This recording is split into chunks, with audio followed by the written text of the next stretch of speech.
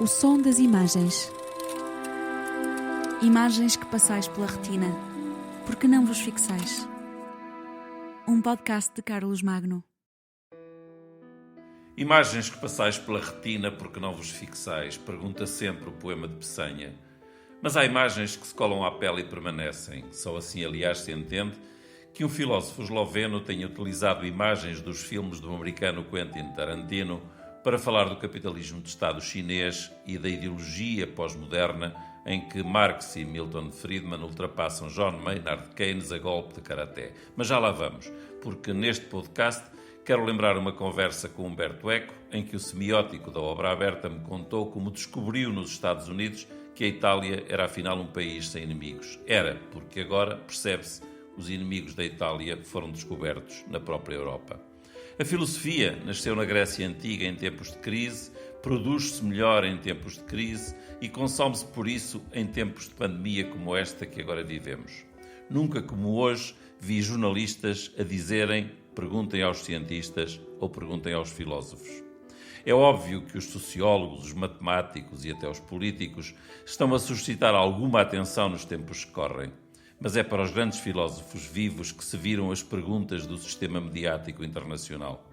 O esloveno Zizek, por um lado, e o sul-coreano Byung-Chul Han, por outro, são talvez os mais citados, porque foram os primeiros a publicar textos sobre o coronavírus e as suas consequências imediatas. Digo imediatas porque a chamada produção filosófica no sistema mediático precisa ter um consumo num prazo muito curto e para esse consumo é preciso que os cidadãos em geral reconheçam as situações concretas que vivem nas projeções teóricas com que os filósofos comunicam e se explicam. Diz-se muitas vezes que a filosofia não serve para nada, mas o pouco para que ela serve, do meu ponto de vista, é o nada que é tudo. A filosofia serve para nos ajudar a sermos contemporâneos de nós próprios, que é uma tarefa sempre difícil. Nós compreendemos mais facilmente o passado e até achamos que somos capazes de prever o futuro, mas o difícil mesmo é entender o presente. A filosofia tem esse caráter integrador que outras disciplinas não têm. Não sendo uma ciência nem uma religião, tampouco uma ou várias doutrinas, a filosofia é uma atividade humana, pensar, refletir, raciocinar, com lógica e com sentido crítico, de forma definitivamente provisória. Repito, definitivamente provisória. A filosofia nasce na rua, é filtrada pelas elites e devolvida à mesma rua como ideia que vai fazendo escola.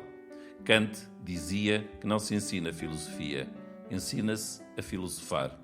Ora, aí está um verbo que todos nós temos que passar a conjugar sem o sentido pejorativo que habitualmente se lhe tem dado. A filosofia hoje tem grandes referências na imprensa e eu já citei hoje aqui dois nomes que nos ajudam a explicar a atualidade. Zizek, polémico como sempre, diz que estamos na última crise do capitalismo e num livro digital que publicou há dias com outros filósofos intitulado O Coronavírus e a Luta de Classes, Zizek serve-se do cinema de Quentin Tarantino para falar de golpes mortais de karaté que o vírus veio dar no mercado e que só serão visíveis quando o próprio capitalismo recuar alguns passos com a energia do golpe do seu próprio corpo, explodindo depois já longe de quem o golpeou. Zizek usa imagens, mas diz logo a abrir que a atual propagação da epidemia do coronavírus desencadeou, por sua vez, vastas epidemias de vírus ideológicos que ficaram adormecidos em nossas sociedades. Falsas notícias, teorias da conspiração paranoica, explosões de racismo, etc. A necessidade de quarentenas, que é mediaticamente bem fundamentada, diz Zizek, encontrou eco na pressão ideológica para estabelecer fronteiras definidas e para colocar em quarentena os inimigos que representam uma ameaça à nossa identidade.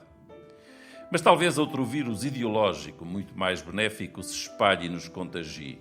O vírus do pensamento em termos de uma sociedade alternativa. Uma sociedade para além do Estado-nação, uma sociedade que se atualiza sob a forma de solidariedade e cooperação global. Mais sereno do que Zizek, o filósofo Byung-Chul Han, nascido na Coreia do Sul, mas a viver e a trabalhar na Alemanha, explica porque é que o Oriente conseguiu controlar o vírus melhor do que a Europa. Poderíamos dizer que na Ásia as epidemias não são combatidas somente pelos virologistas e epidemiologistas, mas principalmente pelos especialistas em informática e macrodados. Uma mudança de paradigma da qual a Europa ainda não se inteirou. Os apologistas da vigilância digital proclamariam que o Big Data salva vidas humanas. A questão é delicada, e muito delicada mesmo por causa da proteção de dados, mas Byung-Chul Han conclui que há outro motivo para o tremendo pânico. Novamente tem a ver com a digitalização. A digitalização elimina a realidade, sublinho, elimina a realidade. A realidade é experimentada graças à resistência que oferece e que também pode ser dolorosa, diz Byung-Chul Han. A digitalização, toda a cultura do like, suprime a negatividade da resistência. E na época pós-fática das fake news e das deepfakes, surge uma apatia à realidade. Dessa forma, aqui é um vírus real e não um vírus do computador e que causa uma grande comoção. A realidade, a resistência, volta a fazer-se notar no formato de um vírus inimigo. A violenta e exagerada reação de pânico ao vírus explica-se em função dessa comoção pela realidade. Vale a pena ler Byung-Chul Han e vale a pena também ler Zizek, que aliás esteve na Faculdade de Belas Artes da Universidade do Porto há poucos anos. Mas vale sobretudo a pena ler Inarariti, Daniel Inarariti, que esteve aqui comigo na reitoria da Universidade do Porto há alguns meses. Daniel Inarariti foi seguramente o filósofo que melhor antecipou esta crise no livro O Futuro e os Seus Inimigos, quando analisou a linguagem que andávamos a utilizar e elencou sistematizadamente palavras que já remetiam para a contaminação, o contágio, o vírus, o perigo, a ameaça, expressões como sem defesa, os riscos que corremos, a angústia do presente e outras expressões aparentemente muito inocentes, mas que Daniel Inarariti sintetizou nesta frase. Um dia destes, percebemos que nos deixamos contaminar por uma linguagem conservadora, conformista e em que o vírus são as próprias palavras cujo significante já perdeu significado.